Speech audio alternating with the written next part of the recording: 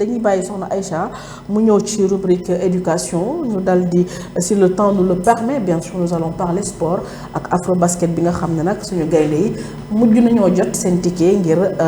dem ca quart de finale ya wéyandi bokk ci compétition bu am solo bi nga xam ne jamono yi mu nga am ci réewum Côte d'Ivoire soxna Aïcha mën nuyuwaat la dalalaat la di la wax tey loo ñu indil. alors asalaamaaleykum wa rahmatulah nuyu naa leen ñëpp ku ci nekk turam ak santam di nuyu ñi seetaan ñëpp. voilà di kontaan ci dalal bi ngeen ma dalal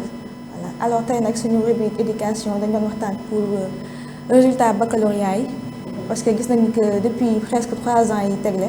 résultats yi dafay baissew mais aussi dañ waxtaanee aussi cas de fraude yi nemmeeku ci examen yi rawatina ci BFEM. alors soxna Aïcha ma bàyyi rek nga wéy ak sa élément ñu dem si d' accord avec la commission de la régie Babacar bu fekkee élément bi pare na rek ñu dugal. constat bi. mooy at yi weesu dañu gis résultat yi ñu am ci examen yi résultat yi day wàcc bu baax lool rawatina nag baccalauréat 2025 bi ñu weesu ñu gis ne résultat yi dafa wàcc lool loolu nag li koy expliquer bëri na mais ñu jàpp ci ne dañu gis at yi weesu dafay am maanaam ay perturbation ay jafe-jafe yuy am ci milieu njàngale mi perturbation yooyu nag bokk na ci li nga xam ne mooy grève enseignants yi boole na si aussi perturbation yi nga xam ne amoon nañ ko sur le plan politique mu doon impacter également stabilité ci école sénégalaise loolu nag su amee day wàññi maanaam lii ñuy wax quantum horaire mooy maanaam temps bi ñu war a jàngalee normal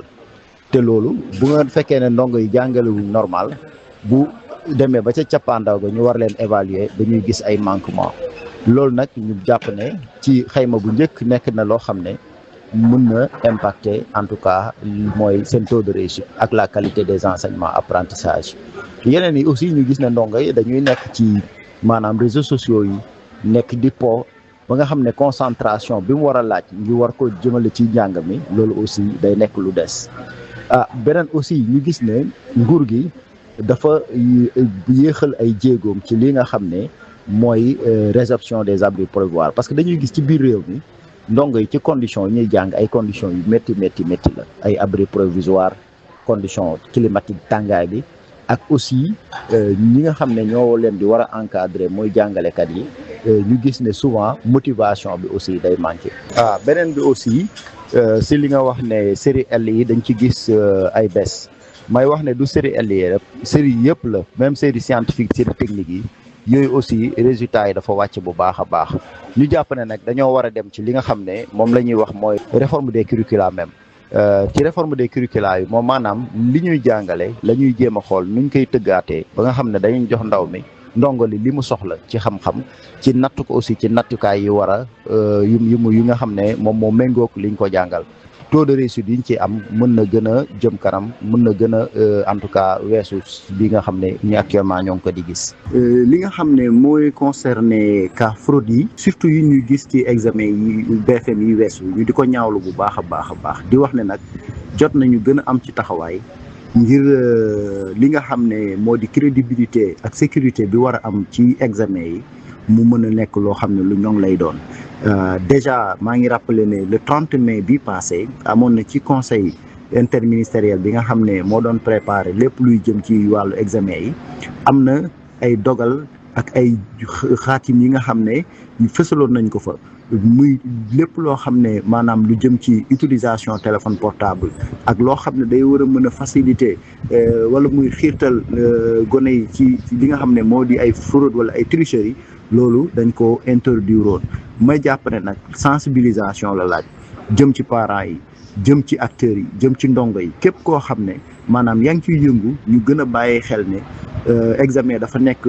fànn boo xam ne bu am solo ci processus wala carrière ndongo bi la donc ba tax na nag ñoom aussi ñu leen ciy gën a ñaax ndax buñ la jàppee ci lu mel ne fraude ay maanaam poursuite wala ay kaso wala ay sanctions yoo xam ne mën na gàkkal sa progression mën na gàkkal sa carrière loolu aussi ndaw yi ñu gën leen ci bàyyiloo xel.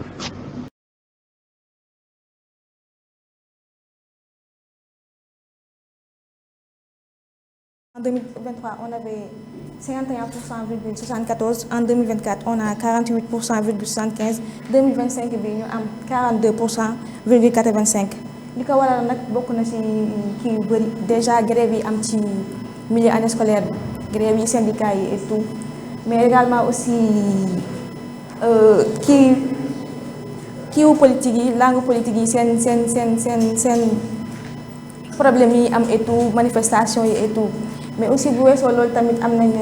réseaux sociaux yi nga xam ne que xale yi léegi dañ ci accro ñëpp addict kenn jàngatul dangay gis xale boo xamante ni tey jii bu wàccee ba teg saagam balaa mu ko ubbiwaat suba la koy ubbiwaat yooyu yëpp day tax ni que résultat yi mënul baax ma bàyyi leen ngeen jox seen kàddu. Alors, merci Aïcha ci reportage bu am solo bi. Un élément très très pertinent, il faut le dire. Maintenant moom dafa laal point yu bëri voilà il doit être sûrement un acteur de l'éducation parce que boo ko déggee mu wax sax nga xam ne c'est un vrai professionnel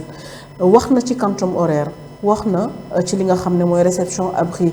provisoire yi wax na ci li nga xam ne nag mooy qualité bi ñuy jox bi ñuy defee njàngale mi jamono yi d'accord il a touché plusieurs choses je suis tellement d'accord avec lui dans le sens où bu ñu ñëwee un petit peu ci quantum horaire ku ne xam na ne waxtu yañ daan jox njàngale amatut voilà bu ñu demee ci réception abri provisoire yi ku ne xam na ne à chaque fois day nekk problème buy dellusiwaat ci dans le secteur de l'éducation da nga ko laaj nga ne ko ci dañoo xool ci série R yi il revient te dire que ni du série L yi kese ça s'est fait sentir ci bépp série boo xam ne ni dañ koy jàngale ci biir réew mi maintenant man kay li ma jaaxal mooy quand il parle de la qualité fournie c'est ça man pour man problème bi yëpp foofu la même bu fekkee réception abri provisoire yi ça reste un souci même bu fekkee ne yenn ndongo yi ñu ngi abandonné yenn séries yi di ñëw ci yeneen yi sous prétexte que il y a des séries plus faciles que d'autres je ne crois pas loolu moom mosul nekk sama gëm-gëm d'accord mais man pour man le problème le vrai problème dafa nekk ci qualité bi nga xam ne mooy qualité njàngale bi nga xam moom la ñu gis ci réew mi soxna Mati. loolu Bambi mu nekk loo xamante ne ñu ci bëree bëri rawatina ñi nga xamante ne ñoom ñoo nekk les professeurs ñu ngi koy wax à chaque fois qualité njàng mi tey ndax année scolaire 9 mois la mais boo xoolee ci 9 mois yi boo ci génnee week-end yi génnee ci grève yi génnee ci li nga xamante ne mooy fête yi presque daanaka doo nekkatul 9 mois donc perturbation day am ci horaire yi perturbation day am ci lu bëree bëri xale yi tey ndax dañuy jàng programme ñu jox leen ko wala ndax dañuy jàng li nga xamante ne mooy dañuy dem ba ci digg année ba perturbation comme li soxna Aïcha wax perturbation politique ñëw lu ci mën ni ay manifestation wala yeneen ñu may leen fête donc day nekk loo xamante ne daf leen di perturber surtout élève bi nga xamante ne dafa nekk en classe d'examen kooku amul chance pour mën a dékkuwaat beneen année même chance bu mu gis rek mooy année bi naa ko rey année bi naa jàng am bac wala BFM am sama examen jàll ci leneen moom loolu rek lay gis donc c'est à professeur bi wala programme bu ñu teg ñu gunge ko de telle sorte que tey moom bu jógee ci année bii nii day mën a riche day mën a am xel bu dal jëm ci li nga xamante ne moom moo di examen mais c'est déplorable vraiment suñu demee ba mu nekk secteur yëpp que ça soit mu nekk LS day nekk L2 ñu ne la secteur yëpp njàng bi dafa sooxe wala secteur yëpp en fait niveau bi dafa baissé dafay xaw a métti ci Sénégal 2025 tey ñu ne Sénégal 2050 ñëpp toll ci li nga xam ne moom moo di technologie ci xarañte yu bees yi ñëpp toll ci li nga xamante ne moom moo di numérique mu nekk loo xam ne éducation bi war a gën a mën a yomb ci xale yi war na gën a mën a yomb ci lu bëree bëri jëm ci seen programme ñu gën koo mën a yeesal gën koo mën a faram-fàcce ba xale yi mën a comprendre waaye tamit bu ñu demee examen taux bi nga xamante ne moom mooy jàll gën a mën a supérieur que taux bi nga xamante ne moom moo amoon daaw mais à chaque fois rek bu ñu waxee ni que ren kat am nañ par exemple 50% daaw kat amoon nañ 54% wala 55% je me dis que loolu wàññeeku la ci li nga xamante ne moom moo di année bi à chaque fois rek dafa war a nekk loo xam ne dafa war a indi benn yokkute donc ñuy ñaax ñi nga xamante ne ñoom ñoo ŋànk wàllu njàngaleem ñu gën a góorgóorlu jëm ci formation éducation waaye gën a góorgóorlu ci li nga xam ne moom moo di programme bu ñuy jox xale yi parce que mënoo grève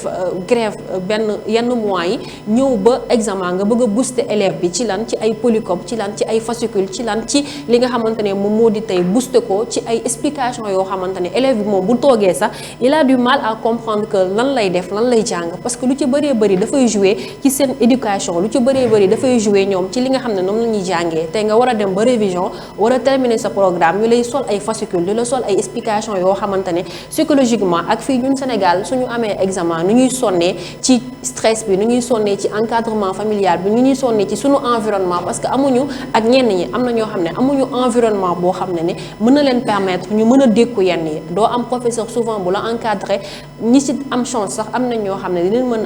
a am yenn professeur yoo xam ne dinañ mën a encadré mais boo amul encadrement amoo benn environnement bi ça sera difficile yow élève bi nga xam ne yow yaa nekk en classe d'examen nga mën a réussir ci programme bi ñu lay booster sans pour autant que ñu tegal la ko normalement comme ñu waroon demee 9 mois sur 9 mais malheureusement Sénégal politique 12 mois sur 12 la ñu wax bu dee année scolaire moom 9 mois yi buñ ci génnee les week-ends génne ci fête yi génne ci seen yu sew sewaan yooyu ñuy def rek dañuy perturber élèves bi donc man lu may wax rek mooy nañ gën a ñaax wala ñu tëral boole ko ci les mercredis de Diomaye yi ñu tëral ay mesures yoo xamante ne yu ci bëree bëri bu ñu xasee ba dugg ci année scolaire bi rek wala ñu anticiper année scolaire bi de telle sorte que du ñu perturber élèves yi ñu jox leen programme bu doy jox leen lu ñu soxla yépp waajal examen élève buy def examen ba nga xamante ne bis bu demee examen buy dem sax xelam dina dal nga xam ne dina mën a daal yaatu ci lu bëree bëri résultat yi di gën a mën a am performance. Alors c'est des responsabilités partagées si vous voulez même bu fekkee ne quantum horaire bi c'est un problème même bu fekkee ne ba fascicule feeñee ci njàngale mi ba tey la lu bëri sooxe mais aussi il y a aussi la qualité de l'élève il faut le dire hein. Aïcha a parlé des réseaux sociaux j'ai vu des trends sur TikTok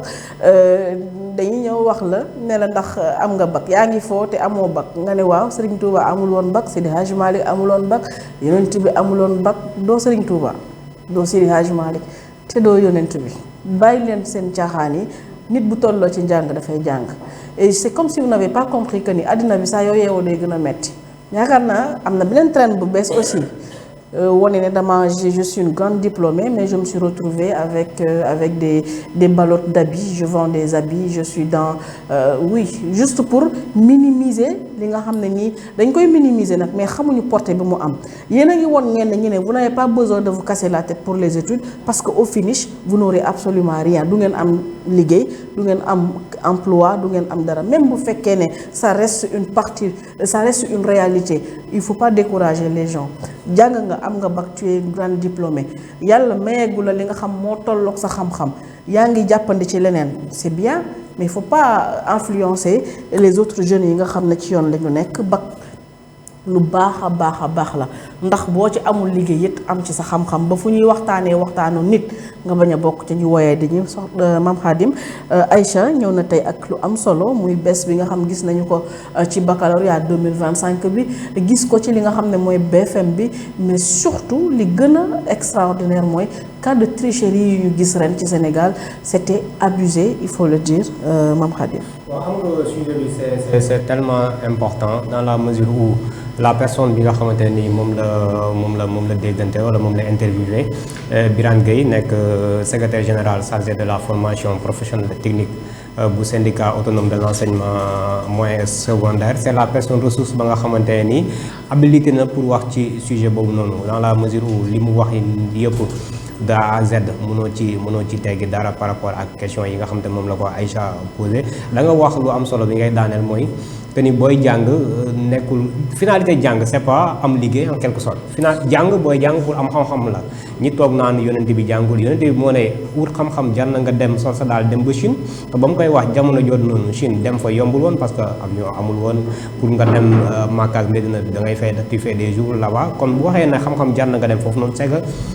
wut xam-xam bi jar na loolu noonu ñi nga xamante ne am nañ bac tey dem defi beneen métier bac boobu noonu mën na leen servir ci entrepreneuriat boobu ñuy def xam-xam boobu noonu mën na leen servir ci beneen domaine en plus li nga xamante moom la ñuy liggéey mën nañ ci am yenn ya nga xamante ne nii mën nañ servir on a vu ay nit ña nga xamante ne par exemple je prends le cas de Youssou Ndour ay études am demul woon noonu mais bi mu demee ba nga xam ne toll à un niveau dem na jàngiwaat pour mën a acquérir ay connaissances ya ay connaissances ya nga xamante ne nii dina ko mën a servir ci li nga xamante ne moo di business bi nga xamante moom lay def parce que xam na ne étape bii ma toll faaw ma jàng pour mën a dem ci beneen étape même bu fekkee ay collaborateurs yu si bëri jàng nañ mais moom en personne dafa jugé utile pour dem jàngi.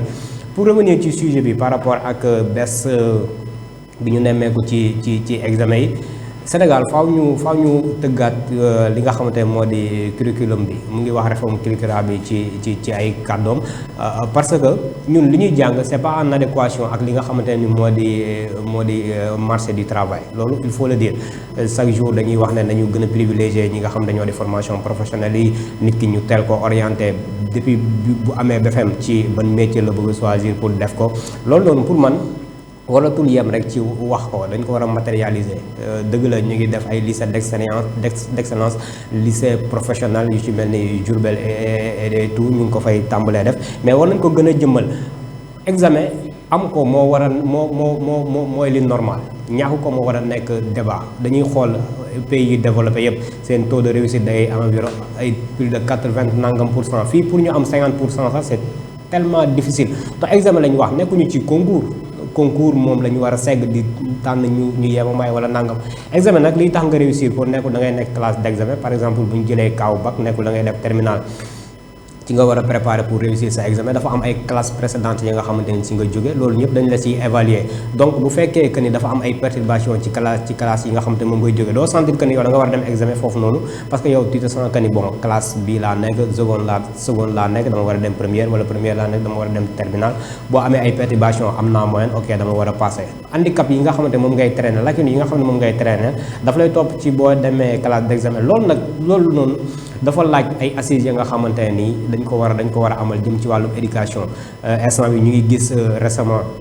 examen yi passé dañuy gis ministre de l'éducation nationale ministre de l'enseignement supérieur même ministre de la formation professionnelle ñoom ñëpp ñuy àndandoo di tëggandoo ci li nga xam ne moom la ñuy def parce que xam nañ ne loolu yëpp dafa lié donc nañ continuer ci lancé boobu noonu wàññi le maximum possible grève yi nga xamante ne day impacter quantum horaire bi ci kaw réseaux sociaux yi moom man du ma si attardé wu parce que nit ki nga xamante ne nii l'élève par exemple bu war a dem jàngi xam li koy xaar di attardé wu ci ay réseaux sociaux pour man moom ci boppam xamul li mu bëgg mais ay parents aussi war nañ gën a mën a veiller ci moom ci moment yi nga xam ne moom lay utiliser waxuñu kenn bu mu utiliser réseaux sociaux pour divertir wala boog peut-être pour mën a yokk li nga xamante ne moo di ay capacité mën a jàng yokk li nga xamante ne ni mooy bagage intellectuel teelam kenn mënu ko tere mais même lire ci ay téléphone portable man je trouve que ne lire ak format papier ci ngay gën a mën a concentrer wu ngay lire ci li nga xam ne mooy sa téléphone on est à l'ère numérique dëgg la mën nañ ci continuer di lire parce que dina am ay moment ay bërëb ya nga endroit yooyu nekk forcément peut-être sa téléphone portable ngay mën a utiliser pour acquérir yenn connaissances mais loo ci mënti dégg Aïcha a amené quelque chose ba nga xamante ni c'est important dans la mesure où dinañu tax ñi nga xamante ne ñoo ñuy seetaan am ci benn jàngat aussi parents yi nga xam ne ñoo ñuy seetaan élèves yi ak képp ki nga xamante parce que kër goo dugg wala koñ boo dem dina am candidat ci li nga xamante ne surtout baccalauréat bac moom bayre bi mu am daf koy am ba léegi boo def bac ñëpp dañ koy xam donc voilà to réussir ko day nekk la nga xamante ni ndam lay doon ci yow mais ndam lay doon sa famille bi yëpp mais au-delà parce que am na ñi nga xamante ne tamit bu ñu réussir seen baccalauréat seen étude supérieure lu ñu leen préparé pour ñu mën a dem étude supérieure parce que gis nañ université ni muy mettee jàng ba c'est tout autre chose da nga fay dem mën nga brillant ci li nga xamante ne moo di classe terminale boo demee chuter cartouche très rapidement revenir toog ak sa bac di yow ñooñu noonu ñooy mujjee dem colère bi ñuy dund intérieurement mooy waral ñu naan am naa sama diplôme am naa sama licence am naa sama master mais jëriñu ma dara bon adduna bi jeexagul tant que yaa ngi dund rek mën nga am ay opportunité mën nga am ay chance ya nga xamante ne nii dina la may mais pour revenir jàng nekkul pour am liggéey pour am xam-xam la mais war nañ gën a xool ñi nga xamante ne ñooy jàng aussi bu ñu demee ba am yenn niveau yi ñu wutal leen ay formation professionnelle yi nga xamante ne buñ ci génnee dinañ mën a opérationnel ci marché du travail bi pour man c'est ça le plus important di jàng ay roman yi nga xamante ni ça date de Mathusalem. Oui, mais de toute façon il faut énormément de réformes ñeel wàllu éducation fii ci réewum Sénégal xarim da nga daaneel ci lu am solo muy formation professionnelle parce que tout le monde n'aura pas la chance d'être orienté à l'université. Déjà il y a un nombre pléthorique boo xam ne man je sais que ni avenir u université fii Sénégal moom il faut revoir. Am na ñoo xam ne ils seront limite sacrifiés parce que nag amatuñ fu ñu dugal étudiants ñoo xamante dëgg boo demee université Cheikh Anta Diop ça déborde de partout nga dem tey Assane Seck bu Bambey c'est des problèmes de janvier à décembre c'est des problèmes nga dem tey Ziguinchor pareil fépp foo laal tey ci bépp université bu nekk ci biir réew mi ñàkkut li nga xam ne mooy ay jafe-jafe donc battez-vous parce que il faut énormément de courage et de volonté pour bokk ci ñi nga xam ne nag dinañu am chance ku wéyandi seen njàng. Maintenant ñi nga xam ne ils n'auront pas man je n'appelle même pas une malchance parce que nag teel a xam li nga bëgg teel koo def teel ca am li nga xam ne mooy ay lijaasa teel a autonome ci sa dund lu am solo la. Am na ñoo xam ne opté wuñ sax pour dem université de base li ñu bëgg mooy gannaaw bu ñu amee seen diplôme de bac dañuy dal di dem defi li nga xam ne pardon mooy formation professionnelle teel a autonome teel a dem defi li nga xam ne mooy seen bëgg-bëgg. Soxna Aïcha, il y a quelque chose à ajouter? Alors je voulais ajouter que bac bi loo xamante ne da ngay xaar ba mu des 3 jours wala benn jour nga ne da nga koy préparer bac ça doit se préparer durant toute l'année saa yu xëy di jàngi da nga war a jàpp ni que yow yaa ngi def bac. Mais fii on a tendance à voir xale yi balaa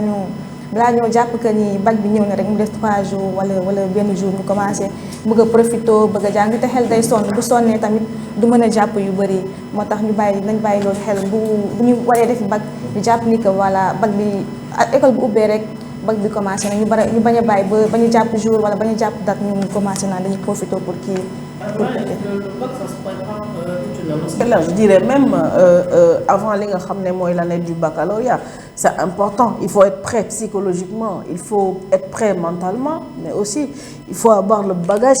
qu'il faut. Bul toog rek dañ ne dans 2 semaines ñu daal ci la bac bi am nga bëgg a jël fascicule yi ci monde bi yëpp bëgg ko exploiter. Tu seras bourré doo ci xam lu bari di nga am stress di nga stressé say mbokk ak say jegeñaale comme ni ko Khadim waxee. Quand tu dois passer le bac c'est comme toute la famille qui passe le bac voilà. aussi bac bi si école yi nga xamante ne dañuy concours ci pourcentage yi ndax sànq moom Aïcha mi ngi koy wax am na ñu ci bëree bëri si pourcentage yi la ñuy jéem a sonalee mën naa ne yenn élèves yi parce que si concours pourcentage yi dafay indi benn jafe-jafe lu ci mel ni wàllu tricherie ci côté boobu lay jógee parce que daanaka fraude yu bëree bëri si concours maa la ëppale pourcentage boo xoolee daaw am naa 100% BFM am naa 100% bac et autres loolu mooy andi fraude yu bëri di génn donc école yi dañuy bàyyi tamit concours boobu noonu da xam ni que bac wala examen excellence la classe boo xam ne da nga ko war a admis soo ko admis ñu xam ne admis woo ko mais nga bëgg a concours ci loo xamante ne tey yaa ngi lor élève bi mais tamit yaa ngi lor li nga xam ne moom moo di sa étiquette école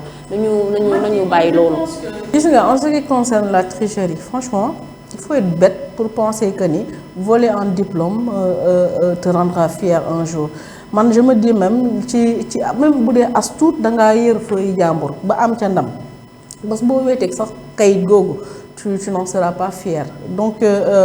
déjà élève bi amul possibilité dem loxati ji aussi fi sujet yi nekk il faut dire les choses lépp loo xam ne nii luy senn la wala luy indi jafe-jafe ci examen wala concours peu importe day jóge toujours ci loxo ñi nga xam ne ñoo féetee kaw parce que nag sujet yi buñ koy def dañuy kepp seen bopp fa muy jógee dañ koy protéger ba muy egg ci li nga xam ne mooy loxo ñu ko war a séddaatle n'est-ce pas donc pour man faille bi ci ñoom lay jógee te la plupart comme tu l'as dit peut-être que c'est dans ce siège c'est dans ce sens dire oui sama école moo devancé dans tout le Sénégal j'ai fait plus de man sax garaaw mën nañ ne dañuy am concurrence parce que excellence ñëpp ñoo ko bëgg parce que dina gën a jox notoriété sa école parce que booy dem di nga ne am naa 100% wala 99% bac donc parent d'élève bi dina gën a sawar pour yóbbu foofu doomam parce que dañuy xam ne fii nii y a de l'excellence mais nga def ko de manière saine c'est pas parce que da nga bëgg excellence kese ngay chercher ay fuite pour jox ko say élèves pour ñu admis loolu noonu pour man c'est pas du tout normal léegi nag c'est à l'État de prendre ses responsabilités par rapport ak actes yooyu noonu ñuy def responsabilité aussi c'est partagé parce que dañuy def communication kenn du ne manque de communication dafa am ci interdiction téléphone portable yi ñëpp xam nañ ne communiquer nañ ci partout mais ça n'empêche pas day am ay élèves yi nga xamante ne dañuy yóbbu seen ay téléphone portable di ubbi ay groupe WhatsApp léegi ñooñu noonu di ko def ñooñu noonu dañ leen war a sanctionner sévèrement dans la mesure où sax ñu interdire leen totalement ñu bañ a defati examen baccalauréat. la tricherie soo amee habitude tricher day dem ba nekk drogue c'est-à-dire que li lay yóbbuloo sa téléphone sax yow doo ko tey parce que nag tu as été dépendant durant toute l'année. c'est ça qui est grave. au moment d'être évalué noo def xamante ne nii am na drogue boobu noonu mu ngi ci moom dafa tàmm tricherie ba xam na ne que ni interdit nañ téléphone mais n'empêche daf koy yóbbu pour am bac kooku noonu bu amee bac dem def étude supérieure jàng ñu dénk ko benn responsable ci benn entreprise kooku mooy def détournement suba mooy def leneen ak leneen suba parce que yenn loolu noonu la màggaale quoi loolu la xam culture boobu la am loolu pour nga dindi ko ci moom du jour au lendemain day metti ci moom léegi nag loolu moo waral suñu yenn société ñuy gis naan telle personne détourné na nangam telle personne détourné gis nañ ni récemment sax ñu ne ay détourné nañ xaalis suñu mun taxaa nit ñi naan nan la nit mën a amee sañ-sañ di détourné xaalis suñu mun taxaa nanga mën a parce que nit ki tàmm na loolu c'est pas la personne kan moo ko moom bon am na ñi nga xamante ne nii yàlla sax bu tegee seen xaalis ñu jël ko jàpp ne yàlla gisu ko parce que ñoom tellement loolu tàmm lay nekk ci ñoom c'est ce qui est malheureux. Donc ñuy def bay maîtriser les termes là sur internet. ñuy def bay maîtriser les paroles là si lu ñàkk fayda yi c'est-à-dire si tu te concentres un petit peu si li nga xam ne mooy say documents tu n'auras pas besoin de tricher pour être évalué on est d'accord maintenant ngay defee. nit ku nekk ak ni ngay yaakaare mais bu ñu yeggee sa cëppaandaw ga dina am ñu fier ci seen bopp waaye dina am ñoo xam ne bu ñu weetee xepp li nga xam ne mooy seen bopp on est d'accord Aïcha bon Mame Khadim Aïcha aussi dafa wax lu am solo ci wàllu njàng ak njàngale muy on va revenir un petit peu sur les abris provisoires nous sommes en période hivernale bientôt dans quelques petites semaines école dina tijjiwaat jamono yi ci yenn gox yi ci biir réew Sénégal ndox mi bari na lool quand tu es à Dakar ça se fait pas sentir ñun ñoom moom la dernière partie de l'hivernage dina fi taw yu am solo nag bu leen yaakaar bu nawet bi yàgg gisu leen ndox ba ngeen yaakaar Dakar du taw incha allah dinañu am ndox waaye jamono yi ci yenn dëkk yi ci biir réew mi ndox mi bari na lool je vais prendre le cas du lycée de Foundiougne actuellement qui a énormément de problèmes ñu dal di defoon li nga xam ne mooy abri provisoire j'ai vu des élèves sur internet jël abri yi photo ko wane ko sur internet comme quoi commencé guñu sax jàng abri yi commencé nañu daanu donc c'est des mesures yu ñuy jël dans l'urgence c'est pas ça qui règle le problème déjà rek le lycée là nit ñi ñu ngi alerté depuis très longtemps maintenant yu mel noonu yu am fulla yooyu moo jar a alerté d'accord bu ñu waxul ci yu mel noonu je vois pas le sens de parler d'autre chose jàng ak jàngale mooy la base de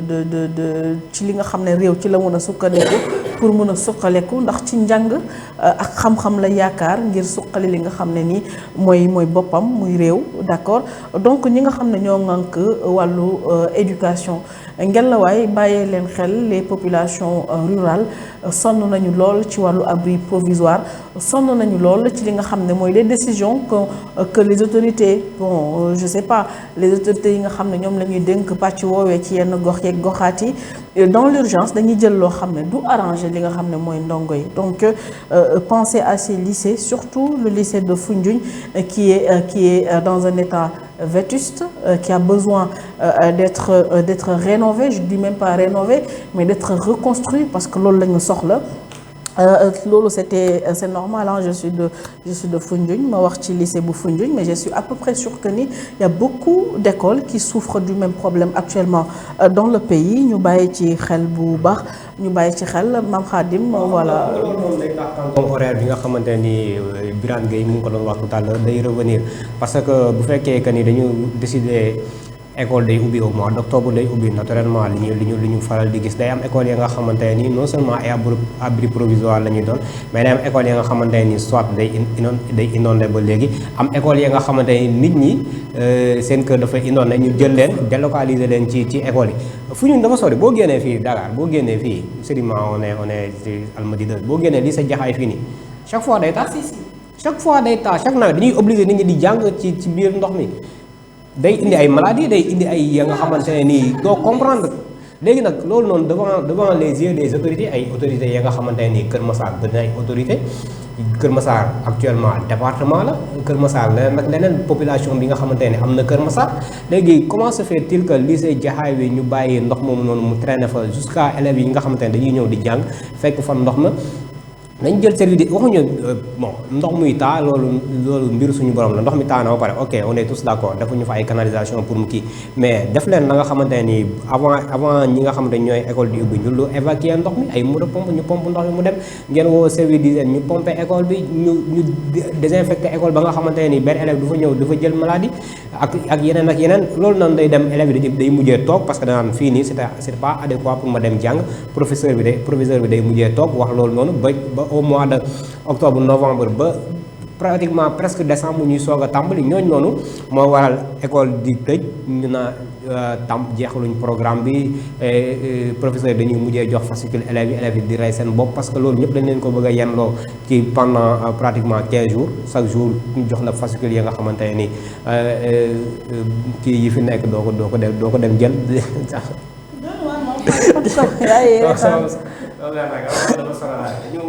dafa war a jàngi sixième lay def dafa war a jàngi comme nee na moom histoire yooyu dañoo am cours quoi te cours bi fekk na fin d'année la te ñoom duñu leen évaluer duñu composer histoire yooyu mu ne du dem defi leçon de histoire yooyu parce que jëriñu ko dara parce que duñu examen duñ composer histoire yooyu ma ne ko yow doo composer histoire yooyu rek doo dem defi cours histoire yooyu bi demal nga jàngi yow da ngay dem jàng demal da nga def cours bi nga dem jàng comme moom kenn mënul ko dara moom dans sa tête nee na moom BFEM lay yem si jàng quoi dafa war a dem football dans sa tête déjà nee na moom BFEM lay yem bu amee BFEM pare na si quoi. daam fu la rek Mame Khadim ku ne xam ne loo bëgg. laa xam lu mu bëgg rek mais da ngay dem mën na ko par exemple mën na ko mais nit ki boo xamee lu mu bëgg xamul lu mu bëgg dans la mesure où je lui donne un exemple mën na ko comme football la bëgg mën na ko yamal bi muy dem Europe yi di football Espagne mu ngi moment bi muy football 17 ans mu ngi dem di def ay cours en ligne di dem di jàng xam nga booy def loolu si xelam dina ne ok kon man kii ma fan di ko seetaan bi léegi muy jàng man dinaa dem jàngi léegi da nga koy orienté pour mu dem jàng mais doo ko def coûte que coûte ne ko lii da nga koy bàyyi parce que boo ko forcé xale doo ko forcé da ngay naxtaat ak moom ba am li nga bëgg parce que moment bi mu toll la li mu gis day jàpp ne loolu la mais boo ko orienté di ko wax par rapport ak li mu bëgg nit ñi si réussir mais dañuy continuer di jàng moom après dina comprendre que ne jàng baax na nekkul li ma bëgg kese laa def mais le foot quand même reste une très très belle influence. C'est une passion. millions yi dañoo bari ci football bi. ku sañoon jur doomi footballeur wax dëgg neex yàlla donc merci à toutes et à tous merci à Aïcha ci élément bu am solo bi waxtaan ci njàng ak njàngale dafa am solo ndax nag j'ai l'habitude de dire que c'est la base de tout